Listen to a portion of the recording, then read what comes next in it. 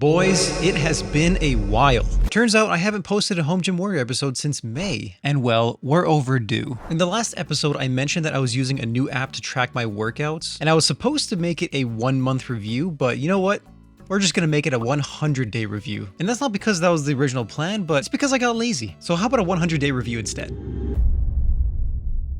Right, so before I even talk about the Strong app and the app that I use to track my workouts, why should someone even track their workouts? Why should you track your workouts? Well, I'll make this quick. If you've been lifting for a while, well, I hope you know the answer to this question already. But if you don't track your workouts, then, well, how the hell are you gonna know you're actually getting stronger in the gym? Are your lifts actually improving? You won't know unless you're tracking it. You can guess for a while, but eventually you're just gonna forget and start guessing. I know that's what happened to me. I remember when I first got into fitness, I was just kind of throwing around some dumbbells. I think everyone kind of started like this. You don't really know what you're doing. You're just looking at the dumbbells and you maybe start curling like 15s or whatever because that's all, that's all you got or something. But then when the next workouts came, you didn't really know what to do because you kind of forgot what you did the other day. And I just started guessing. And guess what? That didn't work because I didn't actually know if I was getting stronger or not. And another reason to track your workouts is it just helps you keep a routine and it helps you set a pace, at least for me, because you know what workout you're going to be doing with what weight, with how many sets, with how many reps. And ideally you know this because you're tracking your workout. So for example, I know on Fridays I'm going to be hitting upper, which by the way, that was actually the last episode of Home Gym Warrior back in May, which I'll have linked down below, which by the way, upper, lower, still a great routine. And back to knowing that I'm going to be doing upper on Friday, I know approximately how long that workout's going to take, and I can just plan my day better because of that. You see, I have a tight schedule in the morning, and I like to do all of my main productive stuff first thing in the morning. So knowing how long my workout is going to be is actually really essential to me. I need to track my workout or else I'm just going to get off track. My workouts used to take like an hour and a half, and ever since I started tracking them, well, now they're like 45 to like an hour at most. And that's all you need. But yeah, I think the number one reason you would want to track your workouts at all is because you want to know if you're progressively overloading your lifts. You want to know if you're actually getting stronger. And well, without progressive overload, well, building muscle is going to be tough for you. And that's probably the reason you're lifting in the first place. So I wouldn't say that like I'm super into fitness. Like I know I'm definitely heavily involved and like it's a big part of my life, but I know enough that not tracking your workouts is definitely killing your gains.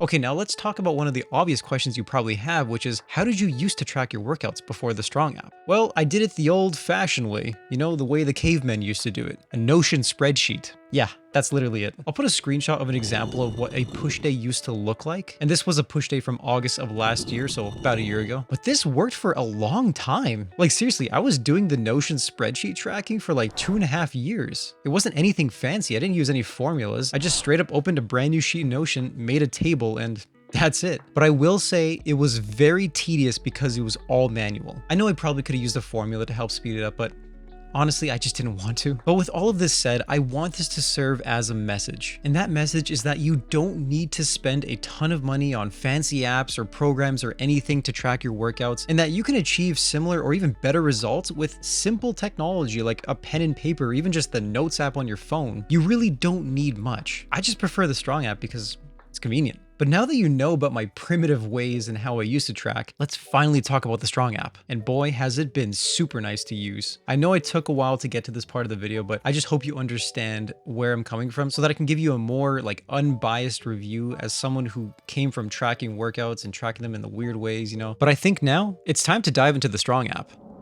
Okay, so as you can see on here so far, I've done 110 workouts. I've been doing this for a while. It's not even a 100-day review. It's more like a, let's see actually. Yeah, I first started using the Strong app on April 2nd, so I've been using this app for a while. This is more like a 5-month review at this point, like just go with it. So first, my split is organized like this. Monday is usually cardio or yoga. Tuesday is gonna be upper 1. Wednesday is gonna be lower 1. Thursday is usually like rest or cardio, but I usually rarely take any days of just doing nothing. I usually like to do something, so cardio is good enough. And then Friday's upper 2, Saturday is lower 2, Sunday's accessories or probably more cardio honestly. And that's pretty much it. I don't like to take full on rest days because I feel like it kills my momentum. So that's why like Monday's either cardio or yoga or accessories or something like that. But as long as I do at least half an hour of some sort of physical activity, then That's what I care about. But this is where the Strong app comes in. I don't track cardio or yoga or anything like that, but anything that involves lifting weights, it's going in the app. But let's talk about my templates. Okay, so first I want to talk about my deload templates. I'm someone who does a deload week probably every 2 months or so. I'm actually in the middle of one right now. And as you can see, I did upper one the day before, and then I did lower one yesterday, which I don't know why it's saying 38 minutes ago. I actually did it yesterday. Today's Wednesday.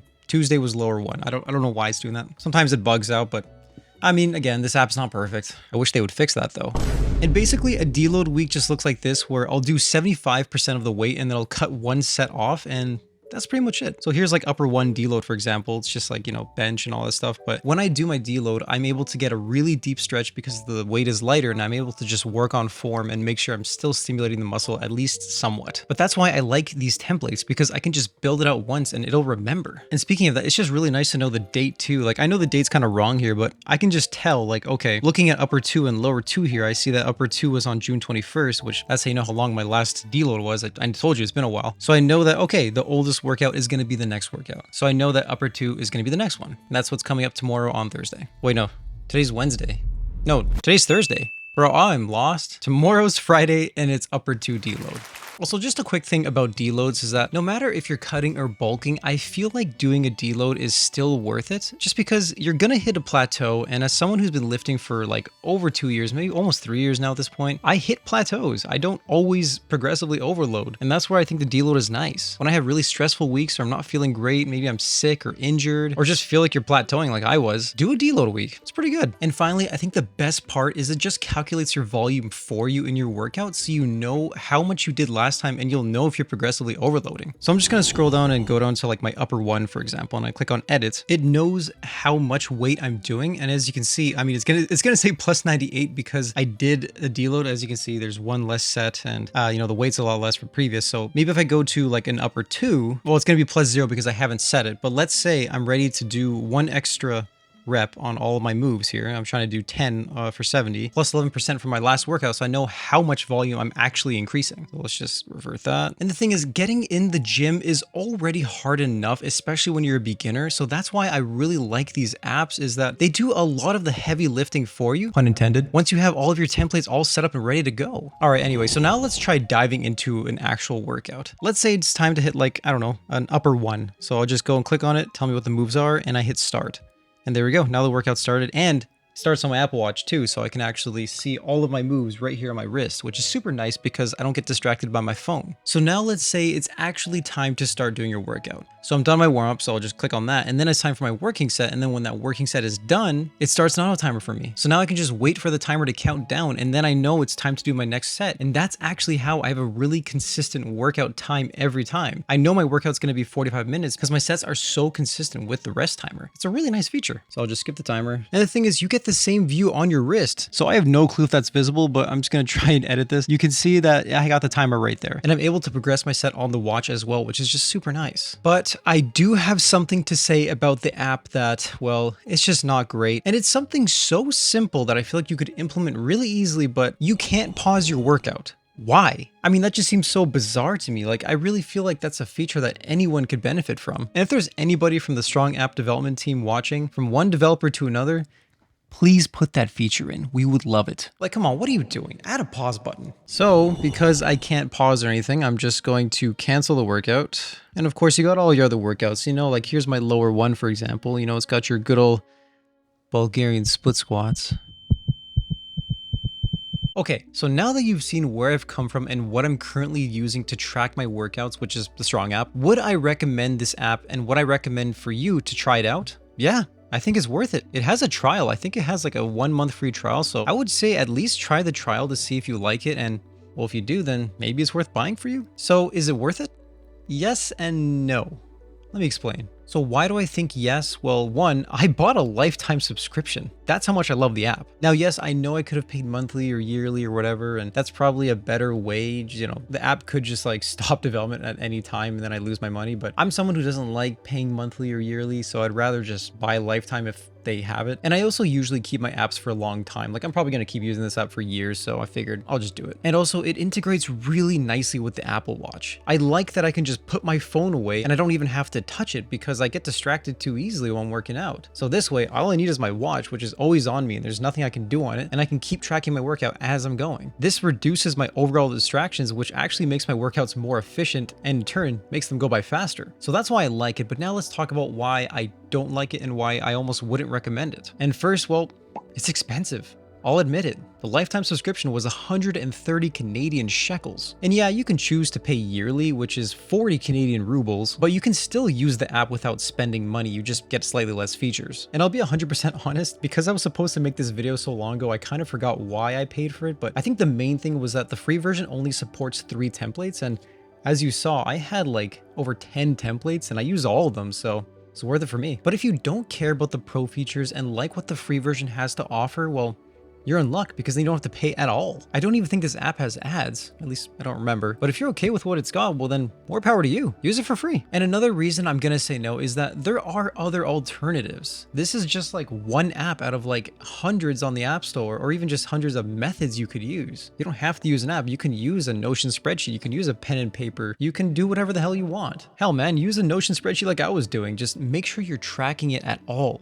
That's what counts. And this is where I'm going to tell you, don't just follow my suggestion blindly. I encourage you to experiment. Try different approaches until you find something that works for you. I would recommend trying the app out and seeing if the free trial is nice for you and, it has all the features you want. But ultimately, I think workout tracking is actually kind of personal, and there is no one perfect app for everybody. That's why there are so many apps out there, and that's why no one can agree on what's the best workout tracking app. I will also say that probably one of the worst parts about this app is that you can't pause. Like, I still don't get that. I mean, for me, it's pretty rare that I have to pause my workout. I'm usually pretty uninterrupted while I'm doing my workouts, but for some people, that might be a deal breaker. Maybe there's an app out there that you can pause your workout, and that's why I say experiment. Again, that really should not be a special feature, but it works for you, right? So to conclude and finally answer the golden question, is the Strong app worth trying and using? Well, based on everything that I've said in this video, I would say at the very least, try it out. I think it's worth trying it out. Now, I wouldn't recommend that you pay for the app unless you really like it like I do, but I would say like 8 or 9 out of 10 times, you could probably get by just fine with the free version. Or hell, maybe there's a better app out there for you. I don't know. But if you have any app suggestions or apps that you've been using to track your workouts, let me know in the comments. I'm curious how y'all be tracking your lifts. All right, fellas. Well, thank you for watching to the end of episode 13. Make sure to join the Discord and drop a like and a sub. Okay, so I'm going to be 100% honest. I don't know what's going to be on the next episode, so this is just filler content. Maybe I'll give you an update on my cut, because I think the whole point of making this series was to start a cut, and like that was like a year ago, which I'll be honest, not the greatest progress. But I guess if you want to see what's going to be happening next, well, you're just going to have to sub and find out.